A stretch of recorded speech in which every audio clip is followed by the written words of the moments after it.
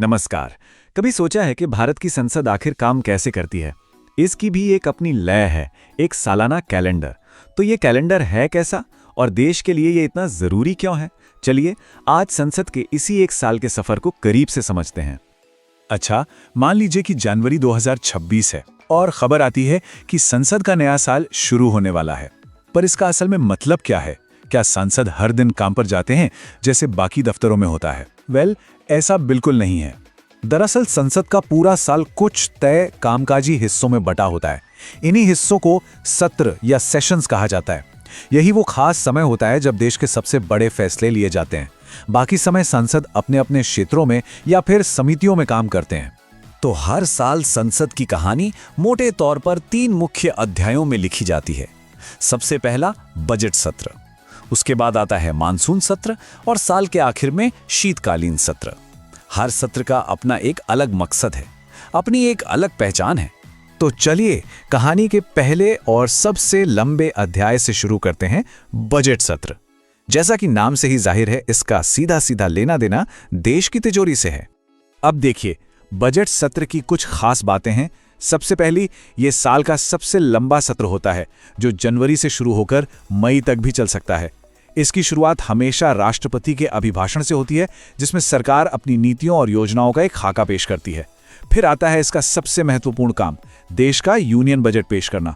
और हाँ, क्योंकि यह सत्र काफी लंबा होता है, इसे अक्सर 2 हिस्सों में बांटा जाता है, जिसके बीच एक ब्रेक होता है। ऐसा इसलिए ताकि संसदीय समितियां बजट के हर पहलू की गहराई से जांच कर सकें। बजट की आर्थिक बहसों के बाद बारी आती है मॉनसून सत्र की। और ठीक जैसे मॉनसून देश में एक नई ऊर्जा और कभी कभी तूफान भी लाता है, वैसे ही संसद का ये सत्र भी अक्सर गर्मागर्म बहसों और महत्वपूर्ण कानूनों के लिए जाना जाता है। ये सत्र आमतौर पर जुलाई से सितंबर के बीच होता है। इस दौरान देश के बड़े बड़े मुद्दों पर पक्ष और विपक्ष में तीखी बहसें होती हैं। यही वो समय है जब कई नए कानून बनाने के लिए विधेयक यानी बिल्स पेश किए जाते हैं, उन पर चर्चा होती है और फिर उन्हें पारित किया जाता है। और अब हम पहुंचते हैं साल के आखिरी अध्याय पर, शीतकालीन सत्र।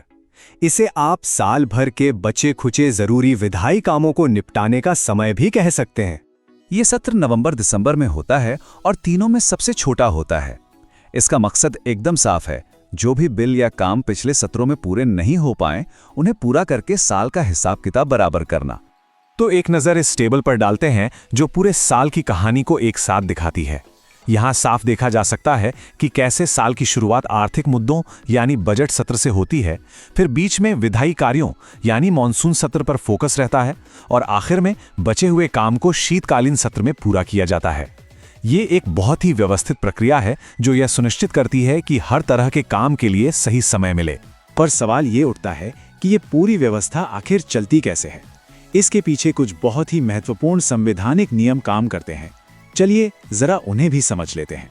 इस पूरी व्यवस्था की नींव असल में एक बहुत सीधे और सख्त संवैधानिक नियम पर टिकी है। वो नियम ये है कि संसद के 2 सत्रों के बीच कभी भी 6 महीने से ज्यादा का गैप नहीं हो सकता। बस ये एक लाइन लोकतंत्र की एक बहुत बड़ी गारंटी है।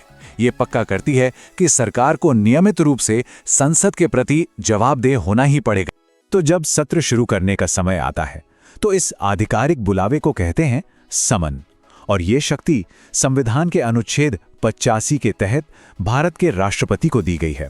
वही सभी सांसदों को सत्र में शामिल होने के लिए बुलाते हैं। और जिस तरह सत्र को बुलाने की एक प्रक्रिया है, ठीक वैसे ही उसे समाप्त करने की भी है। जब एक सत्र का काम पूरा हो जाता है तो राष्ट्रपति ही इसे आधिकारिक तौर पर खत्म करने की घोषणा करते हैं। इस प्रक्रिया को प्रोरोगेशन या सत्रावसान कहा जाता है। लेकिन ठहरिए, कहानी में एक ट्विस्ट भी है। इन 3 तय सत्रों के अलावा एक और चीज होती है, विशेष सत्र। जब भी कोई बहुत जरूरी या कोई ऐतिहासिक मुद्दा सामने आता है, तो सरकार कभी भी संसद का एक विशेष सत्र बुला सकती है। तो आखिर में एक सवाल मन में आता है।